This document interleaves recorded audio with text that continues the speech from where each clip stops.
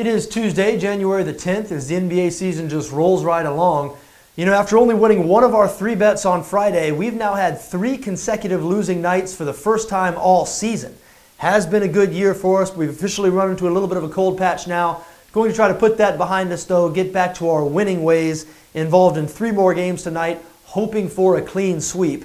Let's get right to them, starting in Toronto, where the Raptors host the Boston Celtics. Toronto, a 4.5-point favorite at Betsafe, 218 the total here. Now the Raptors, 24-13 on the season, good for second in the Eastern Conference, and they're normally really good at home, but they have been struggling lately. They've lost 3 of their last 4, 5 of their last 7, really been having problems on the defensive end. Over those last 7 games, they've surrendered 112.7 points per game. And to put that in perspective, only the Brooklyn Nets allowing more points than that this season. So the Raptors have had trouble defending.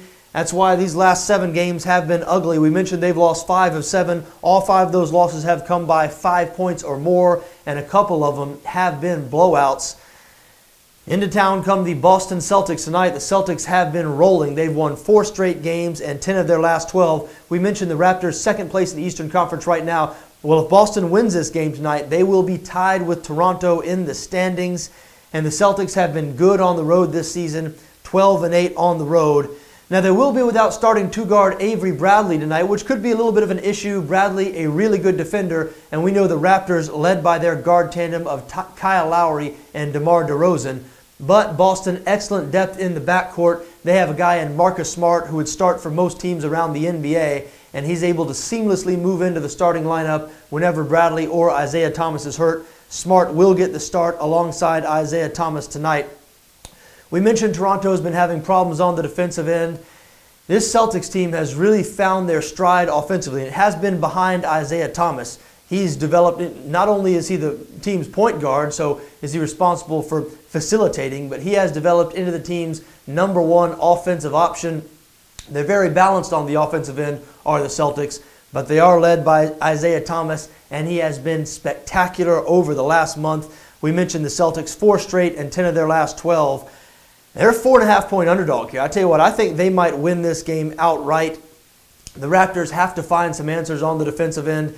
This is a tough opponent to find them against because the Celtics share the ball so well, and they have a guy in Isaiah Thomas who can get his shot against anybody at any time. So look, Celtics playing better basketball right now. I think they have an excellent chance of winning this game outright. I like them as a 4.5-point underdog in Toronto.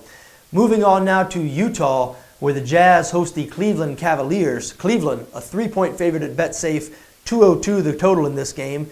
Now the Cavs, the NBA's best record at 28-8, but they're only 10-5 on the road. So when they lose, it usually is on the road. Big question to them for tonight, will Kyle Korver be in uniform? They just traded for Korver, the 3-point specialist who was most recently with the Atlanta Hawks. Just traded for him a couple of days ago, but not sure yet if he's going to be out there playing tonight. Now, he'll certainly be a great addition to the offense in Cleveland, and they're an offensive machine already. But Korver, one of the best, if not the best, 3-point shooter in the league. He will be deadly standing on the perimeter there as defenses occupy themselves with Kyrie Irving, LeBron James, and Kevin Love. However, where Korver is not going to help is on the defensive end. And that's already where Cleveland has some problems at times. They're middle of the pack in the NBA in terms of statistically when we're talking about defense. But 2 of their big 3, I'm talking about the Cavaliers, 2 of their big 3 not good defensive players. Talking, of course, about Kevin Love and Kyrie Irving. And if you add Kyle Korver into the mix as well, I mean, I'm not sure Irving, Love, and Korver are going to be able to share the floor together. If they do share the floor together, Cleveland is not going to be able to stop anybody. And they are allowing 110 points per game over their last 3 contests. They allowed the Phoenix Suns, the lowly Suns, to score 116 points on Sunday. Cavs were able to edge out the Suns 120-116.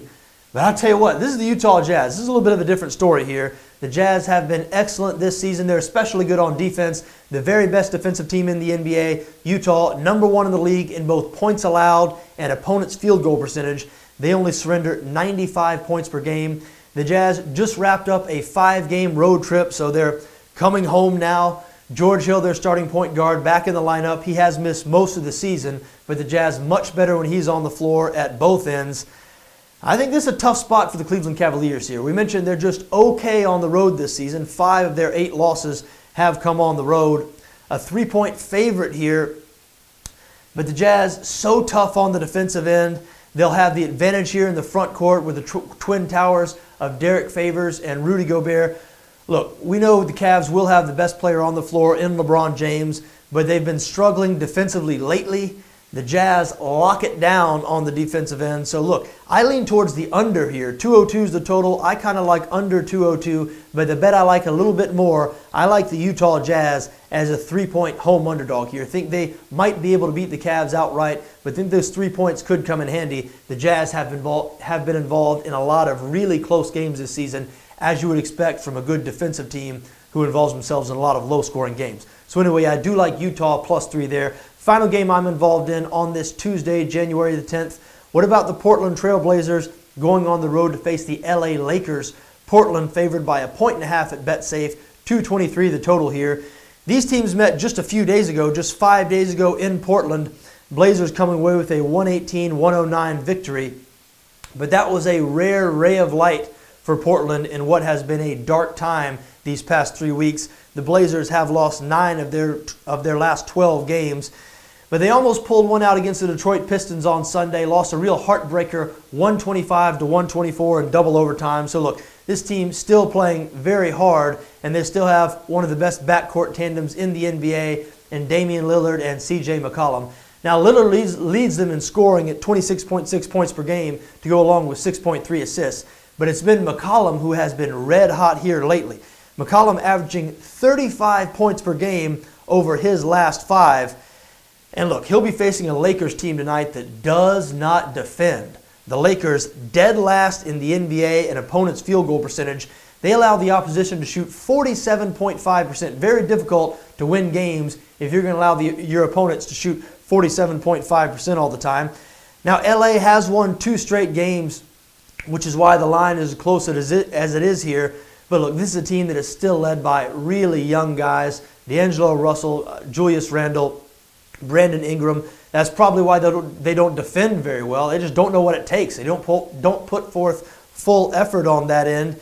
They're going to have real problems containing Lillard and McCollum, as they did just a few days ago when those guys combined for 48 points. Wouldn't surprise me if they combine for even more than that tonight.